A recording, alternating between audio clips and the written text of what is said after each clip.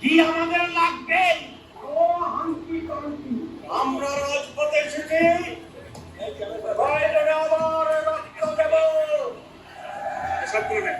প্রয়োজনে আবার জীবন দেব। আমাদের জুলাইয়ের অর্জনকে ব্যর্থ হতে দেব না। ষড়যন্ত্রকারীদের পরাজয় হবে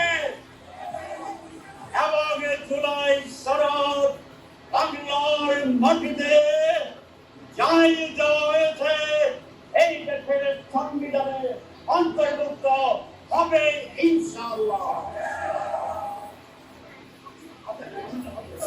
আপনারা চালাকি শুরু করেছেন, সেটা হচ্ছে কথা বলবো, সেই বলবো, এই বলবো করতে করতে নির্বাচনের সময় ফেব্রুয়ারির কাছাকাছি চলে আসছেন। আপনাদের চালাকি আমরা বুঝি। আপনারা চালাকি করলেও আমরা তার প্রতিবাদে আমাদের দাবি আদায় করার পন্থা আবিষ্কার করব ইনশাআল্লাহ।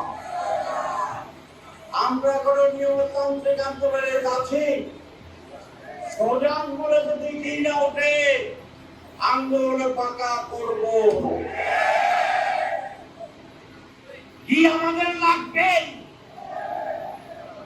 2 নম্বর কথা, সময় ক্ষেপণ। এই চালাকি আপনাদেরকে বিপদে ফেলাবে ইনশাআল্লাহ। গণভোট জাতীয় নির্বাচনের আগে হতে হবে। জাতীয় নির্বাচনের তফসিল ঘোষণার পরেও গণভোট করতে আইনি কোনো বাধা নাই। সুতরাং সময় আছে, আরো 15 দিন ক্ষেপণ করবেন, সময় থাকবে। আরো 15 দিন ক্ষেপণ করবেন, সময় থাকবে। আরো ক্ষেপণ করবেন, সময় নতুন ভাবে বের হবে। তা বুঝতে চাই, বুঝিনি। এই জন্য নো হাঙ্কি পাঙ্কি, সোজা সোজা গণভোট আগে যেন অসুবিধা